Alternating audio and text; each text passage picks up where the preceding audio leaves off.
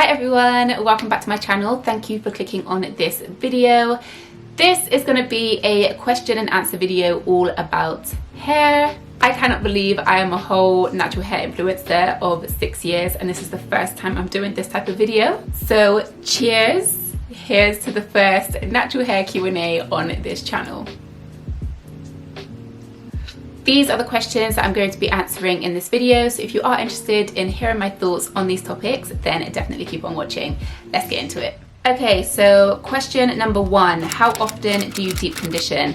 I'm not going to go too deep into this because I have just uploaded a video where I speak all about the reasons why I've significantly cut down the frequency at which I deep condition and why I've cut out co-washing. So if you are interested in hearing about that in more detail, then I will link it in the cards here and in the description box.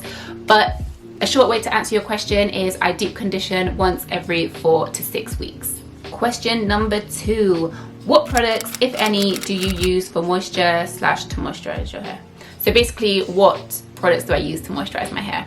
There isn't really just one simple answer to this question because for me, keeping my hair moisturized is like a whole process. It's not just a case of, oh yeah, I use this leave-in conditioner and that's what keeps my hair moisturized. That's not the case. For me, having moisturized hair starts from the shower, so from when you're washing and shampooing your hair. It's not just the case of it being certain products. So for me, the key to having moisturized hair which actually stays moisturized, because I do find that my hair will stay moisturized for days, which is partly down to genetics and my hair texture and the fact that I've got lower porosity hair, but it is also greatly down to like my hair care regimen and how I look after my hair. So yeah, starting in the shower, I always shampoo my hair. So every single wash day I shampoo my hair.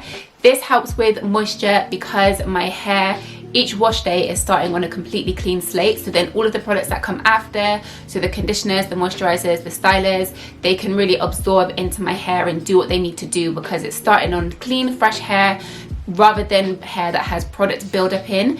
If you've got hair that's got product buildup in, no matter how much moisturizing products you're adding, it's not actually going to moisturize the hair. It's just going to sit on top of the layer of old product that's blocking the product actually getting to your hair. So for me, starting off on clean hair is the first step to having moisturized hair. Then I use a conditioner to detangle, moisturize and rinse that out. I rinse out my conditioners with cool, not cold water, as I find that helps lock in the moisture because it closes the cuticle as I'm rinsing out the conditioner, and it also helps reduce frizz because if your cuticles are closed rather than open, it kind of smooths the hair shaft. So I do find that such a simple thing such as rinsing my hair with cool water has helped with locking in the moisture, having my hair look and feel a lot more moisturized and make it last longer. I've also learned over the years that slapping on and layering on a whole load of product doesn't necessarily mean more moisture.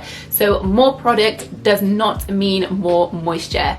For me, less is definitely more for sure when it comes to moisture and the amount of product that you're putting on your hair. So for that reason, wherever possible, I try to not layer products. I try to just use one product on my hair after getting out the shower. So say for example, for a braid out like this, I always try to use just one product. So it'll be like the styling cream or the curl cream or whatever. I use a moisturizing one that has hold, so then I don't need to add a moisturizing product underneath that because like I said, layering products doesn't necessarily mean more moisture. Or if I do ever use a leave-in conditioner before my styling cream for a braid out, then I will use such a small amount and I won't section my hair and completely cover my hair in it. I'll just get out the shower, put a splodge on my hand and kind of just go around the edges, and just pull it through my hair. I don't section it and I don't apply it thoroughly throughout. Basically, I just don't like to clog up and weigh down my hair. I give my hair the minimum that it needs to get the maximum moisture and then that is it. I don't add anything extra because it's not necessary. This took a lot of experimenting and trial and error for me to find what works.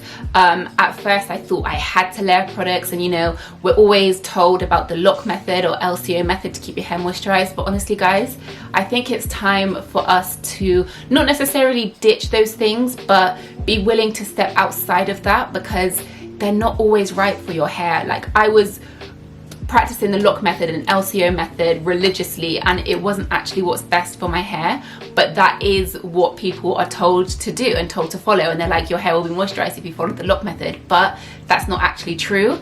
Now I don't really use oils, I don't really use butters on my hair. I use one product and my hair stays more moisturized than what it did when I was doing the lock method and the LCO method. So don't be afraid to step outside and break these natural hair rules, which aren't actually true. That was a really long answer to your question, but I feel like it was important for me to say that before mentioning any products, because I do think that the method is equally as important, if not more important, than the products that you are using. But that being said, I will list some of my favorite products in categories for moisture.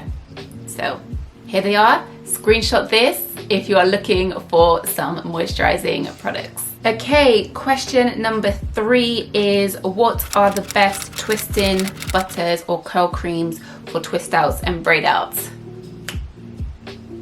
As you know, I am braid out queen. I'm claiming the title, braid out queen. It's all I do to my hair. This is a braid out right now. So curl creams, styling creams, twisting butters, whatever you want to call them, that sort of product is my go-to. I have tried so many. It is my favorite type of product because I live in braid outs and twist outs. So I can definitely share my favorites with you. So I have 3 current favorites for products for twist outs and braid outs in no particular order. So first we've got the Pattern Beauty styling cream. I have recently tried this and I am in love. I really love this styling cream. Another one of my favorites is the Flora and Curl twist and braid cream. I really enjoy this product. And the final one in my top 3 is Camille Rose Almond Joy Twisting Butter. This has been a favorite of mine for a long time now. So again, that is in no particular order, but those are my 3 favorites for my braid outs and twist outs. I do have videos for each one of those products. So if you want to see me using them in action, I will list those videos in the description box, so make sure you check those out. Question number 4 is, how do I minimize breakage? I feel like I'm doing everything but still not getting it right. That may be the issue. Like, you say you're doing everything, you may be doing too much. The key to minimizing breakage is to do as little to your hair as possible. Your hair will be breaking, 1, because it's not moisturized or it's damaged from, chemical damage or heat damage or, that sort of thing, or because it's under too much manipulation and too much tension, or a combination of the 2. Basically, I would say to reduce breakage, you need to make sure that your hair is moisturized. If your hair is currently damaged from heat damage or chemical damage, you need to be giving it regular trims to keep your ends as healthy as possible and to get rid of those damaged ends as quickly as possible. And you need to be doing as little to your hair as possible. So you need to manipulate your hair as little as you can while still looking after your hair. So don't brush your hair every day. A brush doesn't go through the length of my hair unless it's covered in conditioner in the shower on wash day. Apart from that, a brush does not go through my hair. Don't wear really tight styles all the time. Like, don't wear really tight high puffs or buns or cane rows that are pulling on your edges. Like, avoid those styles because that's going to be causing a lot of breakage. Make sure you're protecting your hair at night. I use a satin bonnet and a satin pillowcase. I also have satin scrunchies for when I tie my hair up. Satin or silk is beneficial because there's little friction. So if you're on a cotton pillow, then there's loads of friction, which is going to be making your hair frizzy. It's going to dry it out and it's going to snap it off, whereas on silk your hair will glide over it without it drying out and without it snapping off because there's little to no friction. So I would highly recommend getting a satin bonnet and satin pillowcase. I will put on the screen where I get mine because I do have a discount code for that as well, and the link will also be in the description box. I recommend hairstyles such as braid outs and twist outs because I do find those very gentle on my hair. You can leave the twists and braids in for days, so then your hair is just sat doing nothing and not breaking.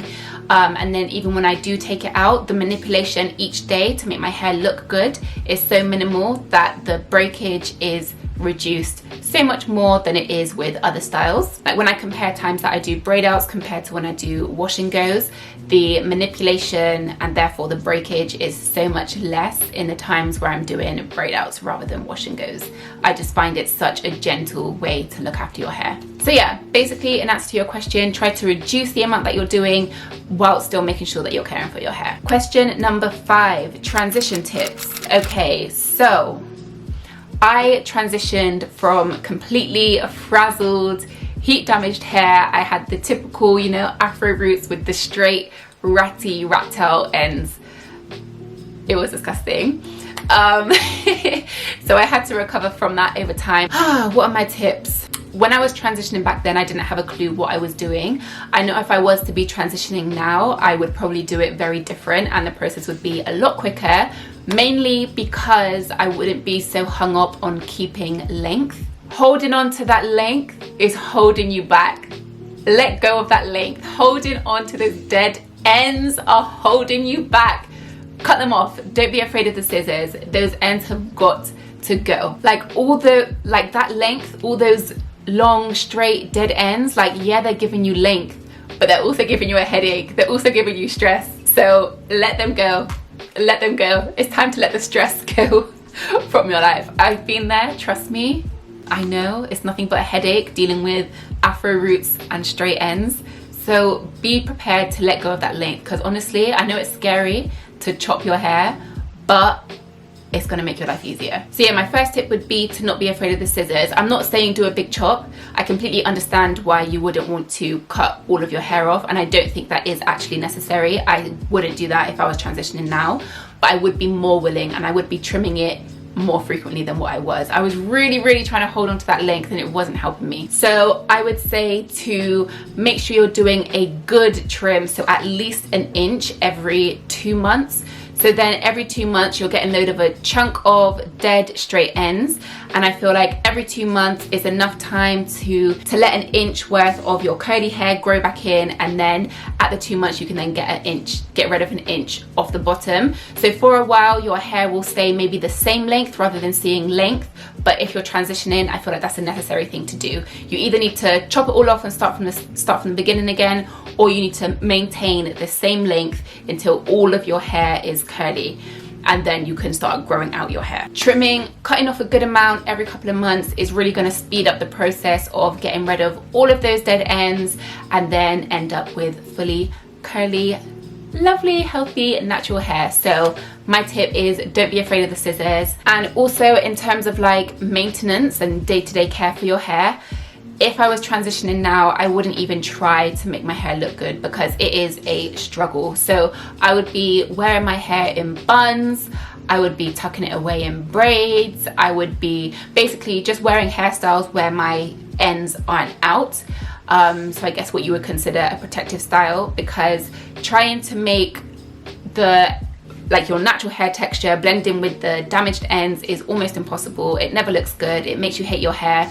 So in the meantime, whilst you're trimming your hair regularly and growing out your hair, me personally, I would just tuck my hair away so that I don't have to deal with the two textures, because that is just stress. So in short, regular trims, protective styling, whether that's buns, whether that's braids, whether that's, you know, mini twists, whilst you're growing out your hair, until your hair is all nice and curly, and then you can start experimenting with styling from there. Okay, question number 6 is, how often do you trim, and if you do it yourself, what is the process that you follow?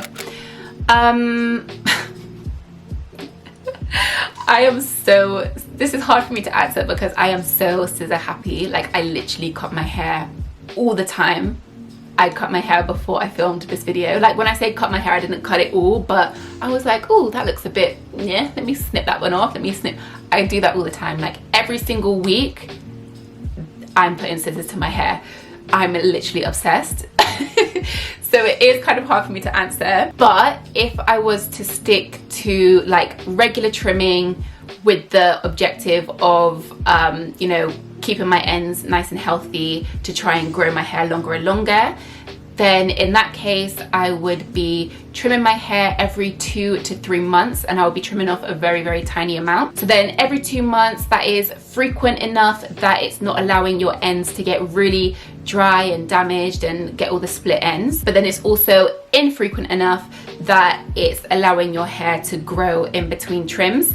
So I find that regular small trims are beneficial for keeping your hair looking healthy and for hair growth, because each time you're cutting off a really tiny amount, so even after the trim your hair won't look much different in length, but your ends are going to be staying really nice and fresh, really nice and healthy, so you're not going to be getting much breakage. So then your hair is just going to be growing and growing and growing because your ends are healthy, which means that you're retaining length. So I would be trimming times when I've been actively trying to grow out my hair.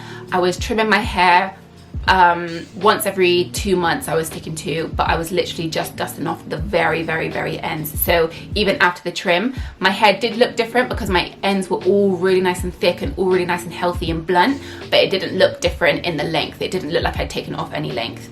So yeah. And what was the second part? What is the process that I follow? I do prefer trimming myself. So if I was going to be doing like literally just a trim where I wanted to freshen up my ends and I'm not reshaping my hair or anything like that, then I would blow dry my hair so it's blown out straight, and then I would section off tiny little sections and just snip off the very, very ends, and I do that all over. But then if I did want more of a reshape, if I wanted to make my hair look a bit more round, then I would do it curly. So I would do it like this, however I wear my hair most, which is a braid out. So I would do it on a braid out, and then I would go around and snip off curl by curl, and I would go like that. Because if I'm trying to reshape my hair, I need to see how it's going to fall. It's hard to reshape your hair when it's stretched because you don't know what it's going to look like when it's back curly. I do have video examples of both of those two different types of trims, which I will leave in the description box below. Question number 7. When you wash and style your hair, do you prefer to use all products from the same brand, and why? Ooh, this is a good question. It has actually made me think and realize that when I'm going out, so if I have like a special occasion that I'm going to, or if I have a week where I want my hair to look particularly nice because I've got a meal here, an event here, and all that kind of stuff, basically if I want my hair to look good, then I will use the whole range. I will use all the products from the same brand or the same range. But then if there's times where I'm gonna wash my hair but I don't need it to look particularly nice because I'm not going anywhere that week, or if I'm just experimenting with some products, then I will use mix and match products. So I do a bit of both, but when I do want my hair to look and feel its best, then I will use products all from the same brand. And I do think it makes it look better. I do, because if they're all from the same brand and all from the same range, then those products are formulated to work well together, so it makes sense that it will make your hair look and feel better.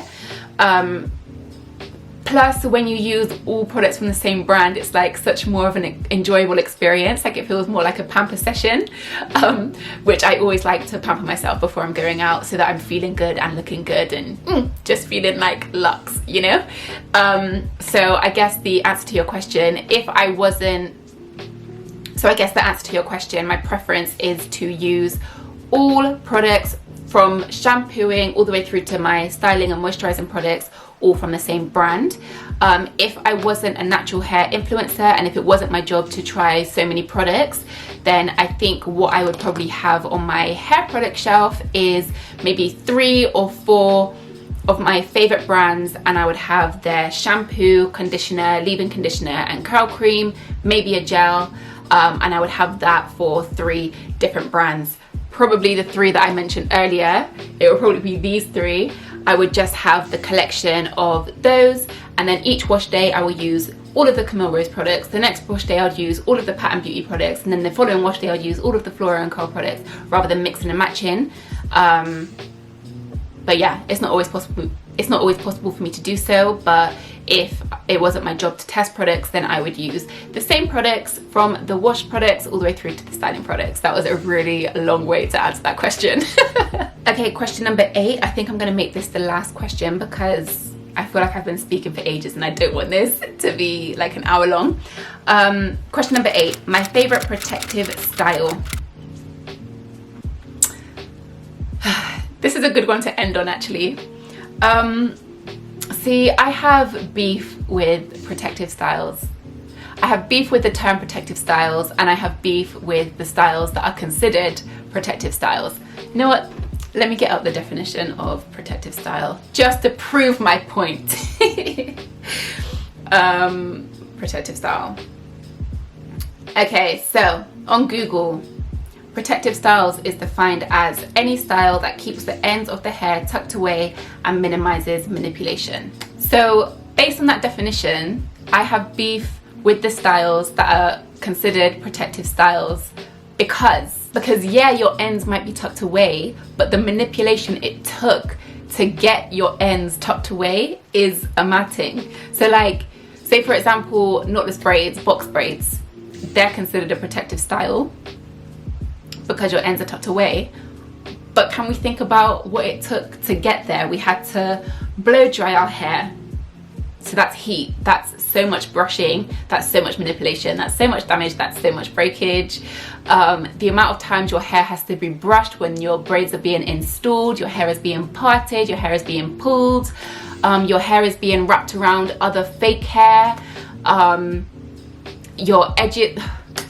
Now see, braids for me are just not a protective style. Yes, you can leave it in for ages, but I think that the amount of damage and the amount of manipulation that your hair went through to get into those braids counteracts that. Like the styles that are most commonly considered protective styles for me are just not good for your hair. So you're probably thinking, okay Abbie, so what do you consider a protective style? I don't really use the term protective style, to be completely honest, but what I consider, if we're using the term protective style, what I consider a protective style is a braid out. And I know you're probably sat there thinking, but Abbie, your hair is out in the open, your ends are not protected. But a braid out requires so little, or a twist out, requires so minimal manipulation that my hair is protected from damage and protected from breakage more than any other style that I have ever done. And I'll tell you why. So I wash and condition my hair. To put my hair in braids is such a gentle process. My hair is just being detangled because I'm fresh out of the shower where I detangled it with conditioner on. And then I split my hair into braids. I moisturize it with the most nourishing of products, the most moisturizing products, and I braid it up. So then no heat, no nothing. So then my hair is sat soaking up all the goodness of this product, and I can leave those braids or twists in for days at a time. Sometimes I leave them in for 3-4 days before I take the braids out. So in that 3-4 days, nothing is happening to my hair. No manipulation, it's just sat there soaking up all the goodness of the product, just living its happy life, doing nothing at all.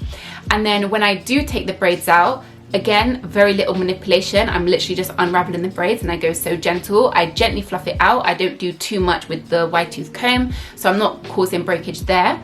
And then each day, the maintenance of a braid out is so easy. I don't have to brush it. I don't have to apply product. I barely do anything. I sleep with a satin scarf, so it's protected at night. I take the satin scarf down in the morning, shake it out, and I am good to go. So no manipulation, no damage, no breakage. And the proof is in the pudding, because times when I've stuck with braid outs, when I've done braid outs like back to back to back to back to back, my hair has been the healthiest, my hair has grown the fastest, the length retention is the best, like it just flourishes. So is that not the point of a protective style? To protect your hair so that it's healthy and to make it grow. Yet these protective styles are pulling at your edges and you're having to apply heat and you're having to do the absolute most to get your hair into those protective styles. Let me just sip my drink. I hope you enjoyed my first natural hair Q&A. I hope you learned something. If you did, please let me know in the comments which bit of information you found interesting. If you do have any other questions, please do drop them in the comments below and I will get back to you. And yeah, maybe I'll do some more Q&As because that was fun and I think it might be helpful just to let people refer to to be able to refer people straight to the video where I can answer in more depth than over message. Please do check out the description box because I've made reference to a lot of my videos. So if you do want more in-depth answers to some of the questions, watch the videos that are linked in the description box because I have loads that already answer the questions that I've gone over today. And yeah, thank you so much for watching, guys, and I will see you in my next video. Bye!